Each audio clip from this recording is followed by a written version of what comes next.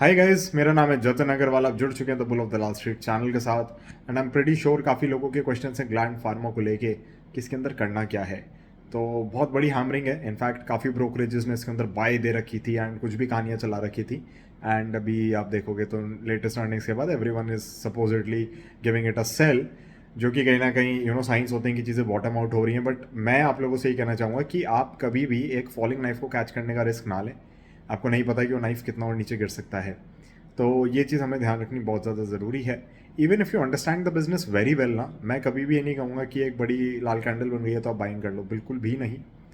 Base formation या तो हो जाए तो आपका एक सपोर्ट लेवल आएगा तो आप वहाँ बाइंग करें, या फिर आप कोई नए ब्रेकआउट के ऊपर बाइंग करें, तो मेरे ख्याल से वो बेटर रहता है। Again that's my perspective, my view point, my understanding of technical analysis, and again I am speaking from my experience that is work for me. Gland pharma ने अपना स्टॉप लॉस बहुत पहले ट्रिगर कर दिया था, and if you haven't sold your shares then it is absolutely your fault. मतलब इसमें और किसी को आप ब्लेम नहीं कर सकते, मार्केट को ब्लेम नहीं कर सकते। मार्केट आपको कोई चीज़ बता रहा है तो उसको सुनना ज़रूरी है। जब हम भी नहीं सुनते, हम भी मिस्टेक करते हैं, तो even we have to pay with our hard earn money. तो ग्लैंड फार्मा के अंदर ज़बरदस्ती बॉटम ढूंढने की कोशिश मत करना जब तक शेयर बॉटम ना बना दे या फिर बॉटम आपको बता ना दे कहाँ पे है। चार्ट्स आपको सारी चीज़ें बता देते हैं।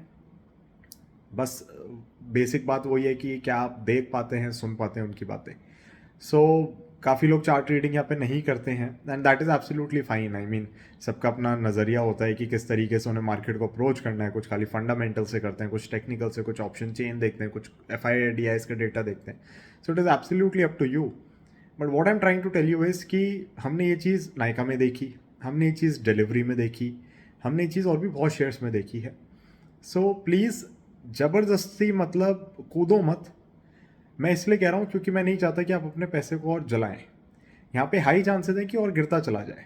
अभी IPO जहाँ पे आया था उस लेवल के अराउंड हो गया जब ये लिस्ट हुआ था। अगर वो लेवल भी टूट जाता है तो और नीचे जा सकता है, बिकॉज टेक्निकल्स ना अगर आप फॉलो भी नहीं करते तो आपको समझना ज़रूरी है, पूरी दुनिया करती है।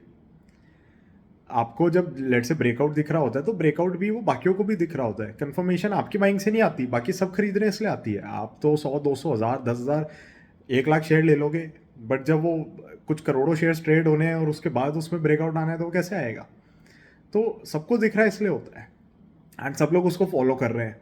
तो अगर इसके अंदर कहीं ना कहीं बड़ा सेल सिग्नल जनरेट हो रहा है या एक एग्जिट का, अवॉइड का सिग्नल जनरेट हो रहा है, उसको ध्यान दे। ये बहुत ज़्यादा ज़रूरी है। अगर मैं वही कह रहा हूँ ना, अगर हम भी गलती करते हैं तो even we have to pay with our hard earn money. और मार्केट किसी को भी नहीं छोड़ती है। मतलब मार्केट के हाथ में आपकी गर्दन आ गई तो आप गए काम से, या किसी शेयर के हाथ में। तो बहुत ज़्यादा ज़रूरी है कि आप थोड़ा बस संभल के चलें, अपने स्टॉप लॉसेस को ढंग से फॉलो करें, and they will save you from tremendous downfalls.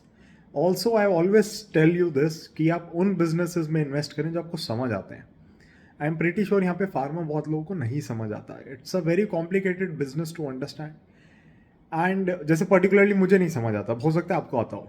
तो मैं क्या कर रहा था जब मार्च 2020 की हमारी रैली थी, तो I bought a lot of pharma stocks, but I sold them as soon as I realize कि अब मेरे को बाकी चीज़ों में भी मोमेंटम दिख रहा है। वहाँ पे तो हमें था ही मोमेंटम आएगा, क्योंकि भैया चीज़ ही या सिचुएशन ही ऐसी थी पूरी।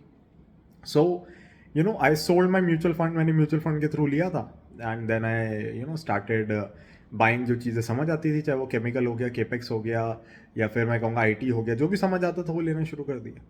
सो by what you understand and still have your stop losses. नहीं होंगे तो फिर बहुत दिक्कत आ सकती है।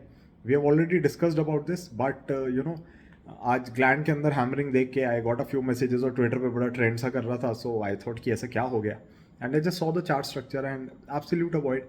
मैंने अपनी लाइन देखी, पता नहीं कहाँ की लगी हुई थी, उसमें स्टॉप लॉस ट्रिगर हो गया था। तो सो जस्ट बी केयरफुल।